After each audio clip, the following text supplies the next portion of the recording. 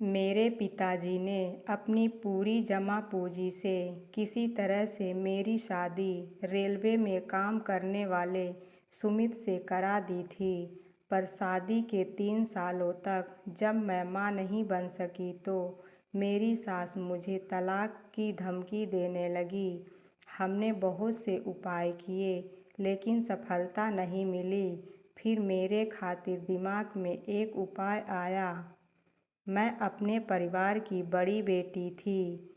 मुझसे छोटी मेरी बहन सोनम है। मेरे पिता एक सेठ के यहाँ मुनीम हैं। उन्होंने सरकारी स्कूल, सरकारी अस्पताल और सरकारी राशन के भरोसे किसी तरह हम लोगों को पाल पोस के बड़ा किए। मेरे पिता ने अपनी पूरी जमा पूंजी से किसी तरह मेरी शादी रेलवे में काम करने वाले सुमित से करा दी थी। सरकारी नौकरी वाले दामाद के लालच में इस शादी पर 6 लाख रुपया खर्च हो गए थे। अब कोई बचत नहीं थी क्योंकि परिवार में दामाद के आने से दिखावे पर खर्च बढ़ गया था। पिताजी मेरी छोटी बहन सोनम को बीएड कराने के बाद नौकरी मिलने का इंतज़ाम कर रहे थे।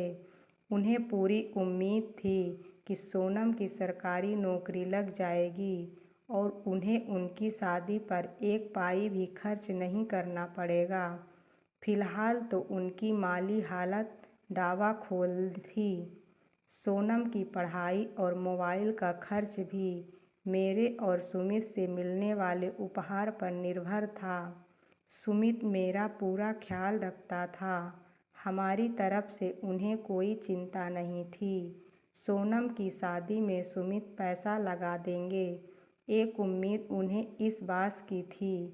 असली मुसीबत, या कहना चाहिए कि मुसीबतों का पहाड़ तब टूटा जब शादी के 3 साल तक मैं मां नहीं बन सकी और इस बात की मुसीबत ने पूरे परिवार को झकझोर दिया। गनीमत यह थी कि मैं अपने पति के साथ शहर में रेलवे क्वार्टर में रहती थी। सास के ताने मोबाइल फ़ोन पर मुझे बराबर सुनने पड़ते थे। मेरे पिताजी का मुझसे भी बुरा हाल था। मेरी सास तलाक की धमकी देकर पिताजी का खून सुखा देती थी। मेरी सास ने ताने शादी में मनचाहा दहेज न मिलने से शुरू होकर बच्चा न होने पर ख़त्म होते थे। मेरे पूरे मायके को अभागा महसूस कहा जाने लगा था। मेरी छोटी बहन सोनम को भी इस झगड़े में लपेट लिया गया। मेरी सास सोनम से कहती थी कि ज़रूर मेरी परवरिश ठीक से नहीं की थी। बचपन की गलती आदतों के चलते मैं बांझ हो गई थी। मेरी सास के कानूनी सलाह भी ले लेनी थी। मेरी सास एक दिन कह रही थी कि कोर्ट में साबित हो जाएगा कि मैं उनके बेटे को शारीरिक सुख और संतान सुख नहीं दे सकती, इस वजह से उसे आसानी से तलाक मिल जाएगा। उन्हें हर्जा खर्चा नहीं देना होगा। मेरी माँ इस बातों को सुनकर कई दिन तक कुछ भी नहीं खा सकी। वे यह सोचकर मरी जा रही थी कि दामाद जी ने अगर मुझको छोड़ दिया तो मेरा क्या होगा। मेरी दूसरी शादी करने के लिए पैसे तो बचे नहीं हैं और फिर दूसरा आदमी शादी करेगा क्यों। मैं और मेरे पति सुमित को डॉक्टर ने बताया कि सुमित के वीर्य में शुक्राणु की कमी है। सुमित के शुक्राणु को बढ़ाने के लिए डॉक्टर ने 2 महीने तक हर हफ्ते दवाइयाँ दी और इंजेक्शन लगाया। इस उपाय का भी कोई असर नहीं हुआ। जब किसी भी डॉक्टर का इलाज से बाप नहीं बना तो माँ ने बताते हुए उपाय देसी नुस्खे को अपनाया गया। पर इस सारे उपाय से भी कोई फर्क नहीं पड़ा। पति की पगार समय पर आई या ना आए, पर मेरी माहवारी ठीक 28 दिन में आ जाती थी। हम पति पत्नी एक दूसरे को बेहद प्यार करते थे और एक दूसरे की कमी बताते नहीं थे। असलियत ये थी कि मेरे पति सुमित की दिलचस्पी नहीं थी। मैं पति को रिझाने की पूरी कोशिश करती थी, पर उनसे चिपक जाती, उनके गालों को चूम लेती, लेकिन सुमित पर इसका कोई फर्क नहीं पड़ता था। इससे बाद में हमको टुटके का सहारा लिया। मंगलवार के दिन हम पति पत्नी ने कुम्हार के घर जाकर पुत्र प्राप्ति के लिए प्रार्थना की और एक डोरी जिसमें वह मिट्टी के बर्तन बनाता है मांग लाए। घर आने के बाद एक गिलास में पानी भरकर वह डोरी उसमें डाल दी। एक हफ्ते तक वह डोरी उसी पानी में भिगोकर रख दी। अगले मंगलवार को गिलास से डोरी निकालकर हम दोनों ने वह पानी पी लिया और इसके बाद वह डोरी हनुमान मंदिर जाकर समर्पित कर दी। उस रात हम दोनों के संबंध भी बनाए ताकि मैं माँ बन सकूं। फिर 28वें दिन जब मुझको पीरियड्स नहीं आया तो सुमित दौड़कर प्रेगनेंसी टेस्ट किए, किट लेके आए, पर यह कोशिश भी नाकाम रही। 29वें दिन खाना बनाते समय मुझको पीरियड्स हो गया। सुमित की बहन ने एक टुटके को आजमाया। अपने बच्चे का पहला टूटा हुआ दूध का दांत एक काले कपड़े में बांधकर काले धागे की मदद से मेरी कमर पर बांध दिया। जब तक मैं पेट से ना हो जाऊं, इस धागे को किसी भी कीमत पर ना उतारने की कठोर हिदायत दी थी। दूध के दांत को कमर पर बांधे हुए भी 3 महीने का समय हो चुका था, लेकिन अभी भी मेरी टोक सोनी थी। धीरे धीरे सुमित भी अब मुझसे ही बच्चा न होने के लिए कसूरवार मानने लगा था। ससुराल पक्ष की मौसी, नानी, बुआ, ताई सभी मुझको ताने देने लगे थे। मेरे पास खुदकुशी करने के अलावा कोई रास्ता नहीं बचा था। मरने की सोचना आसान है, पर मरना आसान नहीं है। कहते हैं कि मुसीबतों इंसान को बहुत ही और धोखेबाज बना देती है। इसी बीच मेरा देवर समीर 3 साल पटना में कोचिंग के बाद मेरे और सुमित के साथ रहने आया था। शहर में उसके सरकारी नौकरी के एग्जाम थे। मुझको समीर के आने से बहुत राहत हो गई थी। सुमित और मेरी सास को अब मुझ पर चिल्लाने का मौका नहीं मिला था। मेरी समीर से खूब बनती थी। ऐसा लगता था जैसे हम दोनों जन्म जन्मांतर के दोस्त थे। समीर के हर काम का समय तय था।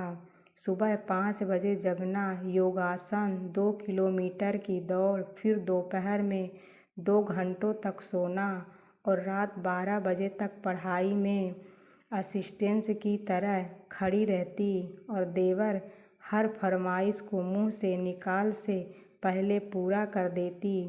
सुमित के घर आने के बाद उनकी मोटरसाइकिल से हम दोनों खरीदारी के बहाने निकल जाते। मुझको शादी के 3 साल बाद पता चल रहा था कि मैं किस गली और किस मोहल्ले में रह रही थी। शहर में कौन कौन सी घूमने की जगह थी। प्रेम को पनपने के लिए इतनी जगह बहुत थी। एक दिन दोपहर को समीर के उठने का समय हो गया था। मैं उसके लिए चाय बना लाई, लेकिन उठाया नहीं, बल्कि उसके हाथ पैरों को सहलाने लगी, उसके बालों में उंगलियां फिराने लगी।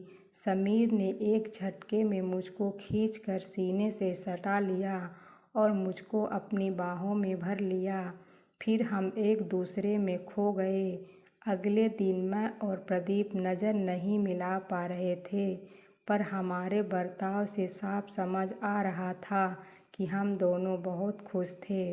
एक दिन मैं रसोई घर में खाना बना रही थी, तभी समीर ने रसोई घर में आकर मेरी कमर में पीछे से हाथ डाला और कूहों को सहलाया, तो मैंने गुस्से में उनकी पीठ पर हल्के से चिमटे से मार दिया।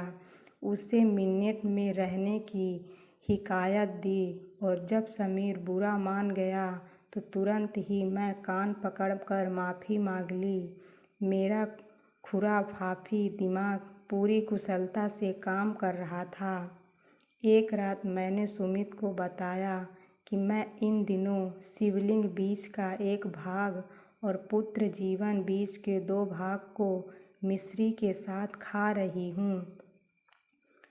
ननद का दिया टुटका बंधा ही है तो आज अच्छी उम्मीद है। फिर रात में देर तक मैंने सुमित के साथ भी संबंध बनाए। यह कई दिनों तक चलता रहा। दोपहर में समीर और रात में सुमित के साथ प्यार। इस बार मेरी कोशिश रंग लाई। शाम को मैंने सुमित की पसंदीदा कॉफ़ी और पकोड़े बनाए और उसे ये खुशखबरी सुनाते हुए उसकी गोद में बैठ गई तो सुमित ने मुझे ढेर सारा प्यार किया। मेरे घर वालों को जब यह पता चला तो उनकी खुशी का ठिकाना ना रहा।